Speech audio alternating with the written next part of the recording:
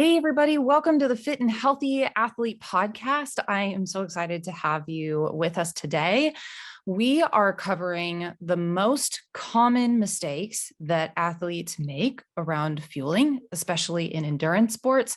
And this is such an important topic because there's a lot of confusion around it. There's also a lot of marketing around it, and that causes a lot of confusion. And it's also one of the things that I talk about the most with my athletes in my office, because, and here's what we're going to talk about today and why this video and why this podcast is so different is because everybody is looking at it from a sports performance perspective, as far as like energy and energy requirements and all of that side of things. But what people often forget or don't look at or don't have any way to look at is how it's affecting what's going on inside the body and how those things are being used. So, and that for that matter, that's really important because okay, so if you put anything into your system, it has to be absorbed, it has to be used, it has to be broken down, and then the body has to be able to use it.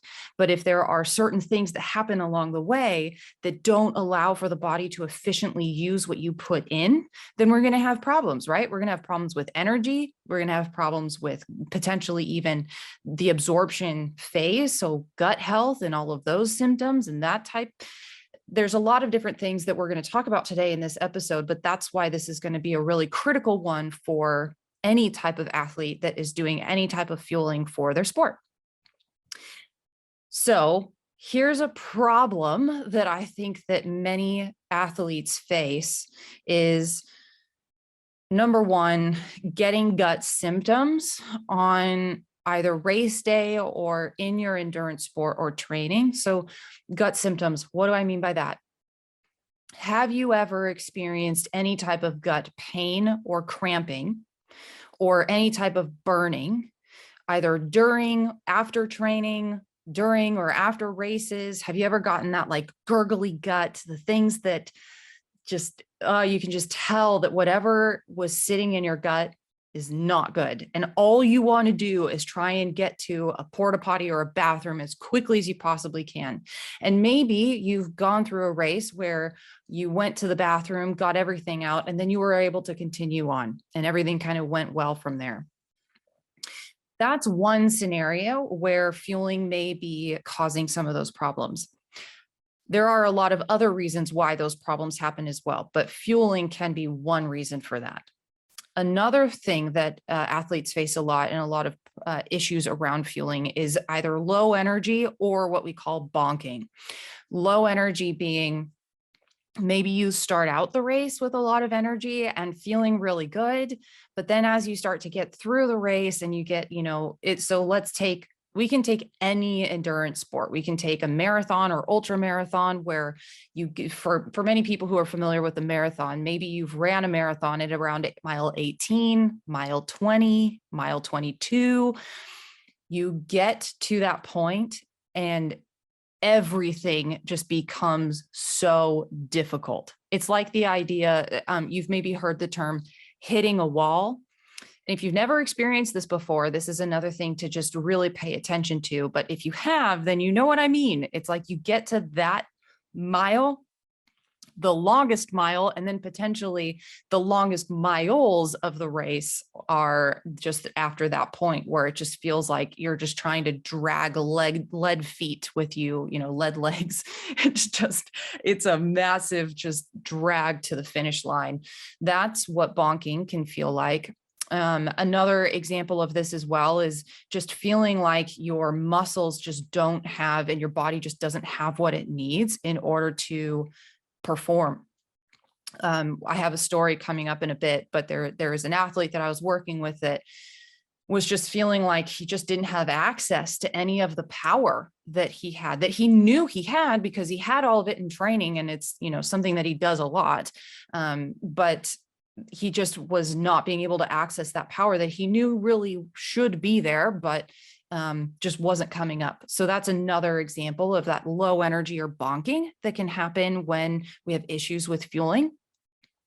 But then there's another one. And I think this kind of actually ties into maybe my low energy or bonking one, which is if you feel like you're just your times, like if you look at your watch as you're getting later and later and later into your training session or into your race, yes, you're going to get some fatigue, right? That is normal. You're going to get some fatigue, but you should still be, if you get all of this stuff dialed in really well, you should still feel like you have more energy still towards the end. It shouldn't feel like it's just getting harder and harder and harder necessarily.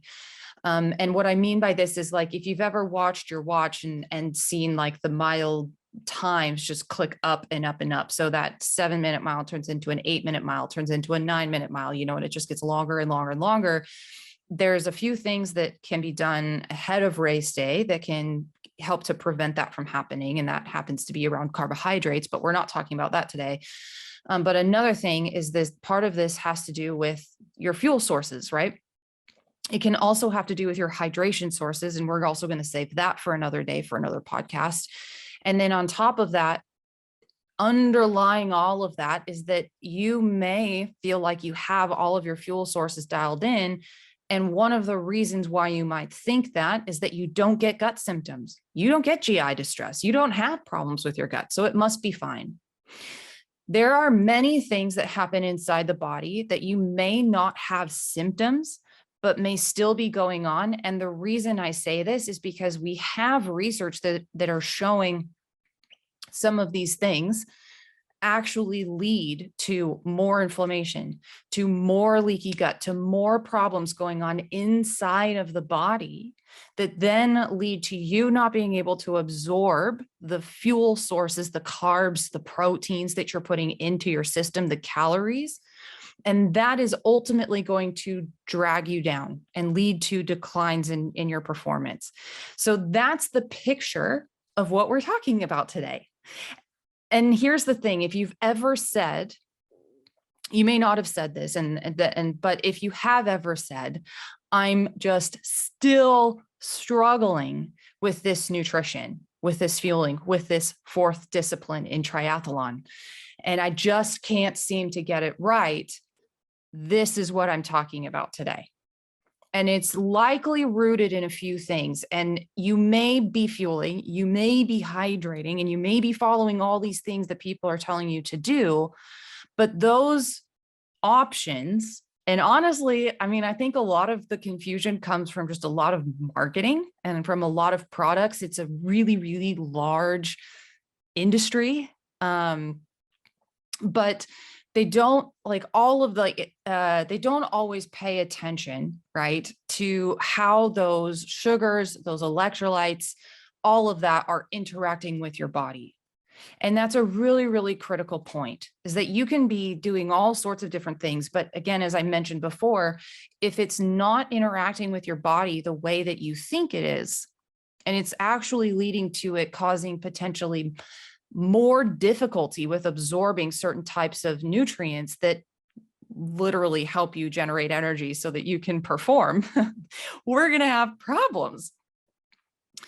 And I know that you are doing these things because you know you need to, and you know that it's important, but you may also have a lot of confusion around nutrition and what's right and what's good.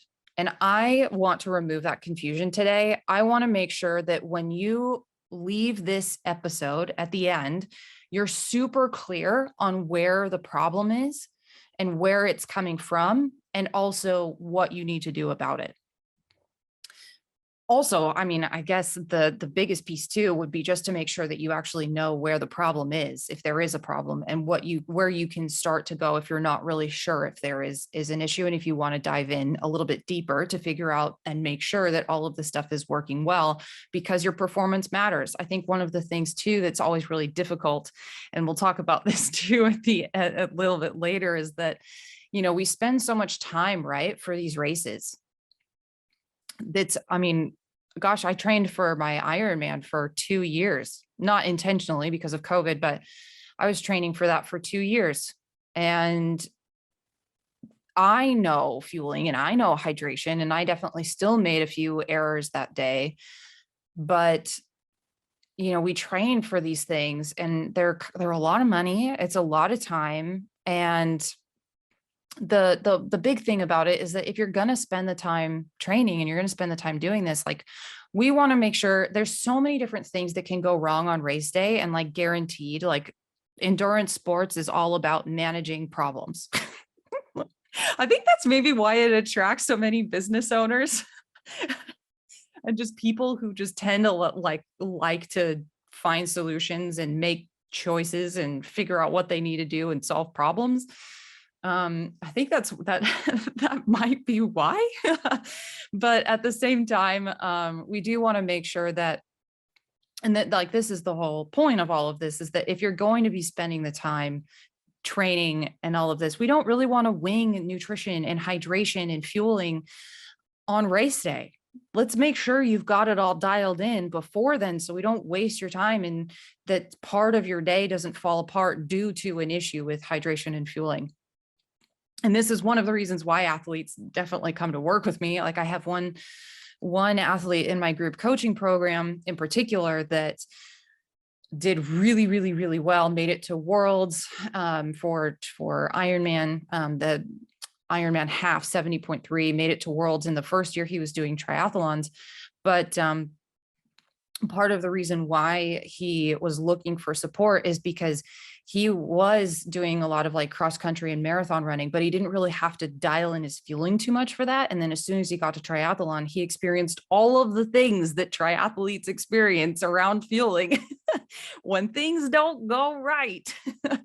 And just saw a lot of that, just like really big drain towards after you get off the bike onto the run, and realized that there was a lot that needed to be done around fueling and getting all of that right and making sure that he was eating enough and all of those pieces. Like, I know he's not alone in that. And there's definitely a lot of confusion around it as well. But the story that I have for you today that I think will be really helpful as far as kind of illustrating where some of these problems can come from as far as fueling and nutrition goes, but then also what a few things that you can do about it.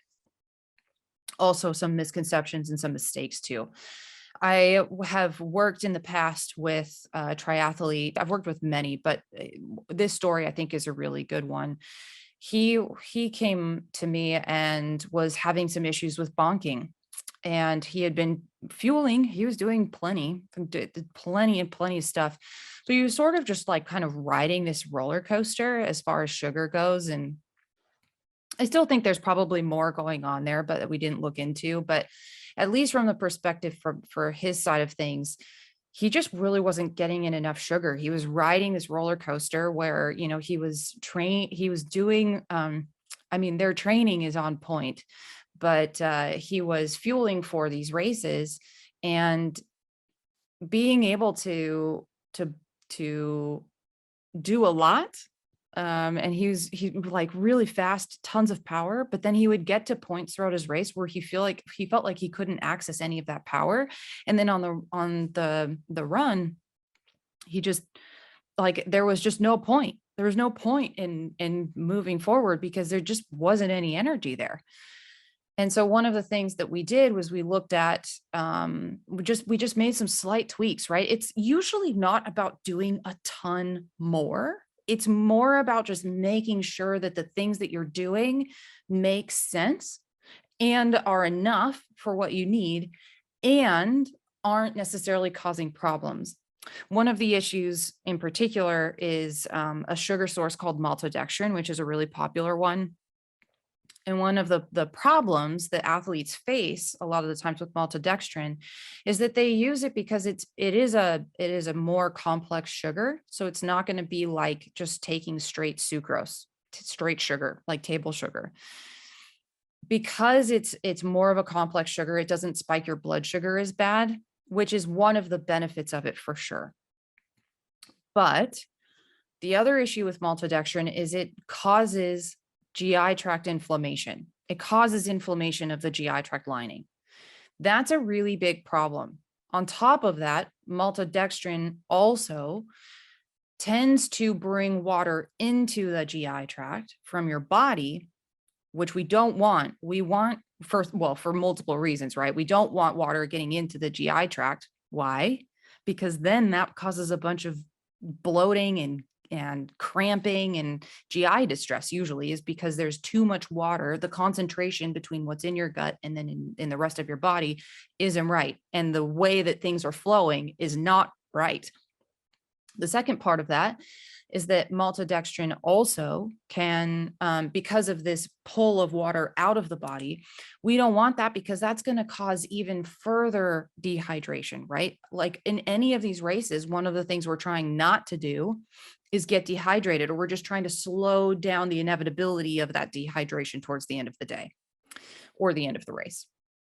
But the thing that we don't want is to have that water being pulled into the gut, because then we have less of it for our muscles and for helping cool us down, right? So that's what I mean by that these different types of fuel sources may be good for some reasons, but we also have to think about how they're interacting with the body. And then if you don't, like, let's say you even take maltodextrin, you're like, oh yeah, like my body does well with those gels and all of that side of things. I still want, and I don't get symptoms and things seem to be fine. I still want you to think about that piece about that inflammation in the gut lining. Because if it's increasing inflammation and it's causing some of these issues, because it is, no matter what, if you're not getting symptoms, it's still problematic, even if you've tested it and gotten your gut used to it. The issue here is that when that inflammation starts up, it can start leading to things like leaky gut, which can then trigger your immune system. And then that whole process can lead to inflammation throughout your whole body. So again, this is why it's really important. So here's one main mistake that athletes make around fueling. So number one is that because you don't have any gut symptoms or any problems, particularly with your fueling, it means that your fueling must be fine. And based on my examples so far, I hope that you're starting to see that there's a lot more going on when we're putting food into our system, and we need to be very particular and specific about what we're adding in. And I will say this, some people do really well with gels. Some people do really well with whole food. Some people do really well with a mix of things. The point isn't that one size fits all. The point is that we want to make sure that whatever we're putting into your gut, regardless of whether you get symptoms of problems with it, and regardless of whether it seems and feels like it's going well, we want to make sure that some of these pieces are really dialed in and bottled up. Like we don't want to put something into your gut that's going to cause inflammation, because then that's going to lead to issues with you absorbing it. And then that, because you're not going to be absorbing the carbohydrates, the protein, the calories as well, we're now going to have energy issues down the line. And even if you feel like you don't have energy issues down the road, imagine what it would be like if you had more energy because we were able to make sure that you were actually using everything well that you were putting in. Think about that one. Another mistake that athletes make as well is that they just don't do anything around fueling, just wing it for the day, or you underfuel because either for multiple reasons. One thing, this is really common with people who have GI related symptoms and GI related issues with their gut. So things like if you have autoimmune, or if you get bloating, or if you get gut cramping, or if you get gut burning, or have ever experienced or tend to experience that like aid station hop from restroom to restroom to restroom, those athletes have a tendency to underfuel because you are afraid of eating food, because it's the worst when those gut symptoms come up, because it slows you down even more, because it's painful. Oftentimes it's really, really, really uncomfortable. And and for some people, it just causes a do not finish. So you'd rather go slower and maybe not perform as well than have GI related issues, right? So that's one. Or the winging it, that's another side. And that's another good example, right? From my group coaching course, my athlete, he was just winging it because he didn't know like what what would be the best thing to do, and he hadn't never had to do it in the past for his marathon. So if we can work on making sure that you've got all of this dialed in, then that makes all of this a lot easier. And also you can make sure that you're performing really well too. So the other thing as well that is a common mistake or misconception around fueling that I see all the time is a fear of sugar. So, and this is, I think, where that maltodextrin came from, right? That root of, well, we want to do something that's a little bit, that's not going to spike your blood sugar as bad, that's not going to be bad and potentially cause, health issues and inflammation and things like that. The strategy that I feel like works the best in these scenarios is looking at a combination of a bunch of different things. And here's a step that you can do today. Like the easiest thing, you don't have to necessarily do more. In fact, we can make this a little bit easier so that you don't have to do more. But one of the things that you can do if you have this fear around sugar, or if you just want to try something a little bit different with your fueling routine and see if trying something different helps, there's a couple things when you have this kind of issue around sugar, or if you would like to see if maybe there are some things that you can improve. Number one is add protein and carbohydrates. So part of how we can do that is two different ways. One is we can do it through carrying a little bit of protein in our water bottles. And that can be in many different forms. That can be through branched chain amino acids. It can be through whey protein, it can be through other different types of amino acids. There's a lot of different things we can do there with just having a little bit more protein in our system. That can also help to balance out that blood sugar spike. In addition, having enough protein can be really helpful to make sure that your muscles have protein to use so that we don't lead to further breakdown of muscle tissue.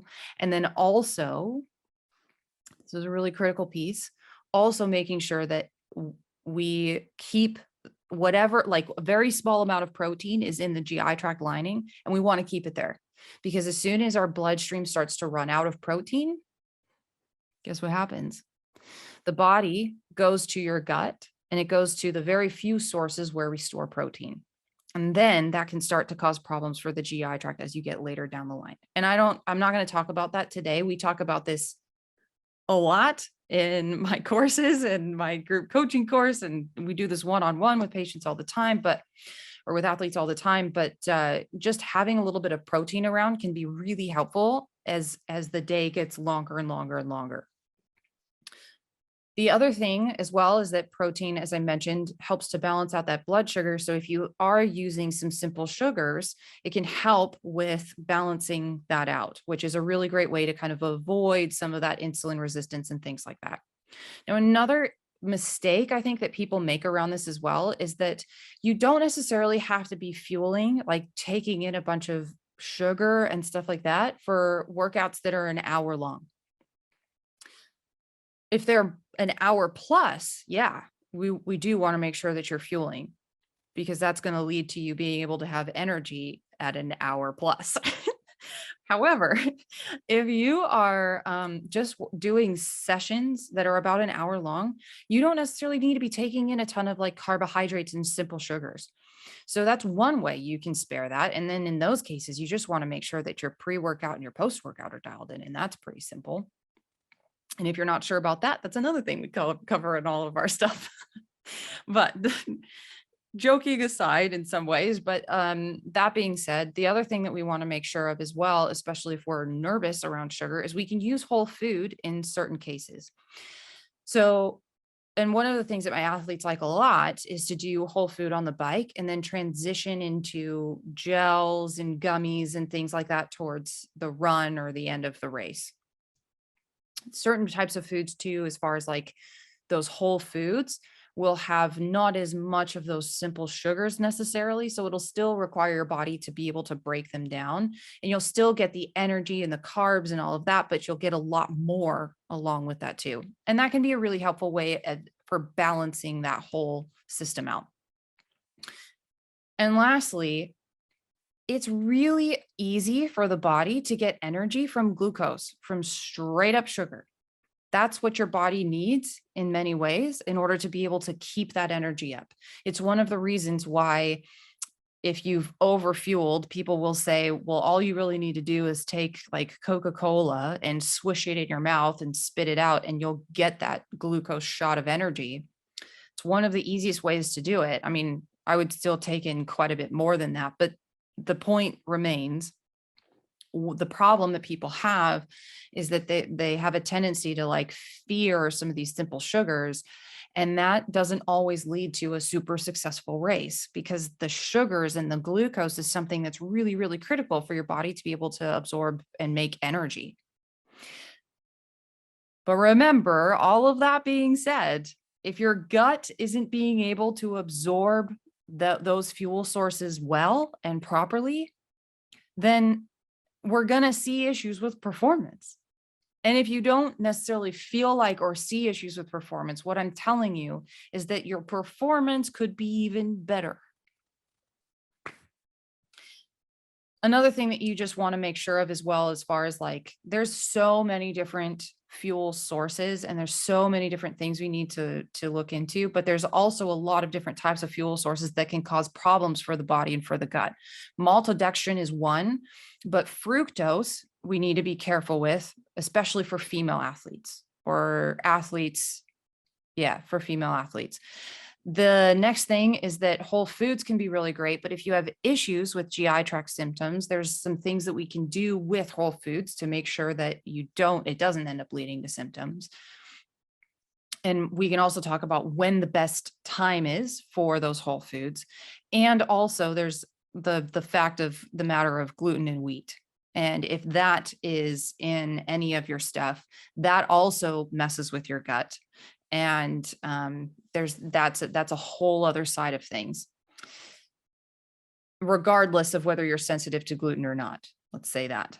So all of those things are things that we talk about and we dive into in my courses and my group coaching and one-on-ones with athletes. But the other step that we also want to take as well, depending on where you're at, is also making sure that we're getting testing, because this is part of how we can determine how your gut is functioning, right? And how your gut is being able to absorb those different types of nutrients and calories and carbs and proteins and all of that.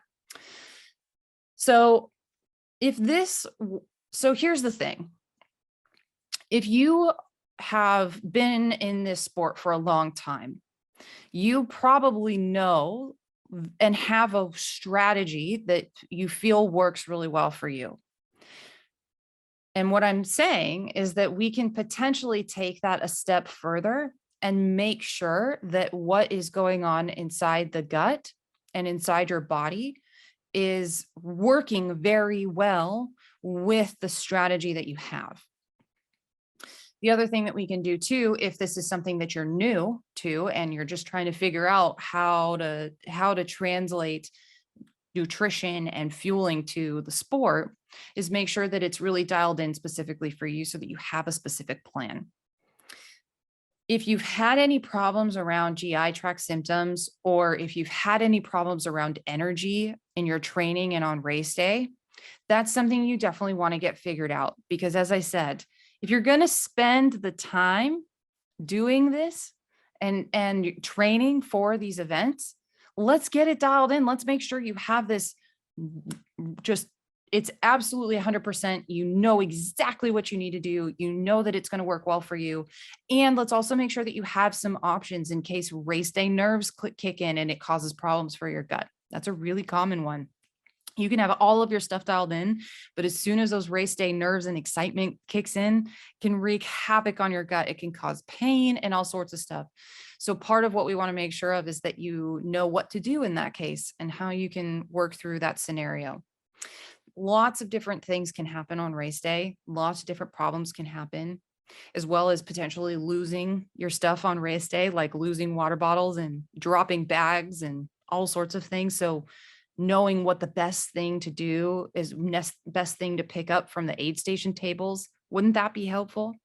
So if you have any questions about this or you'd like to dive into this a little bit further, one of the things you can do is you can go to drkirsten.com/finishstrong. And I have a free guide there to help you dig deeper. And let's figure out which areas you need some assistance with, if any.